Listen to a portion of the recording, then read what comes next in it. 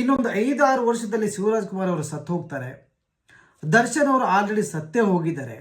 ಇದ್ರೆ ಇನ್ನೊಂದು 6-7 ವರ್ಷ ಇರ್ತಾರೆ, ಅದರಲ್ಲಿ 1-2 ಸಿನಿಮಾಗಳು ಮಾಡ್ತಾರೆ. ಸಿನಿಮಾ ಅಂತೂ ಓಡಲ್ಲ, ಏನೋ ಅವರ ಒಂದು ಕ್ರೇಜ್ ಇರುತ್ತೆ, ಅದ್ರ ಮೇಲೆ ನಡೆದು ಹೋಗುತ್ತೆ. ಇನ್ನೊಂದು 7-8 ವರ್ಷದಲ್ಲಿ ಧ್ರುವ ಸರ್ಜಾ ಅವರು ಸತ್ತು ಹೋಗ್ತಾರೆ.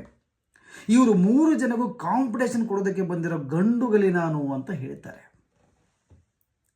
ಇವ್ರು ಯಾರು ಮಾತಾಡಿದ್ದಾರೆ, ಇದು ಯಾರ್ದು ವಾಯ್ಸ್ ಅಂತ ನಿಜವಾಗ್ಲೂ ಗೊತ್ತಾಗಿಲ್ಲ. ನನಗಂತೂ ಇನ್ನೂ ಕ್ಲಾರಿಟಿ ಇಲ್ಲ. ಆದರೆ ಈ ವಾಯ್ಸು, ಈ ರೆಕಾರ್ಡನ್ನು ಕೇಳಿದ ತಕ್ಷಣ ನನಗೆ ನಿಜವಾಗ್ಲೂ ತುಂಬ ಬೇಜಾರಾಯಿತು. ಆಮೇಲೆ ತುಂಬ ಕೋಪ ಬಂತು.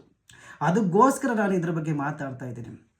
ಕನ್ನಡ ಚಿತ್ರರಂಗವನ್ನು ಕಟ್ಟಿ ಬೆಳೆಸಿ ತುಂಬ ದೊಡ್ಡ ದೊಡ್ಡ ಕಲಾವಿದರ ಬಗ್ಗೆ ಇವರು ಈ ರೀತಿಯಲ್ಲಿ ಮಾತಾಡ್ತಾರೆ ಅನ್ನೋದಾದರೆ, ಈ ಒಂದು ಕಲಾವಿದರು ಯಾರು ಅನ್ನೋದನ್ನು ನಾವು ಯೋಚನೆ ಮಾಡಬೇಕು. ಇವತ್ತು ಇಂಥ ಕಲಾವಿದರು ಬೆಳೀಬೇಕಾ?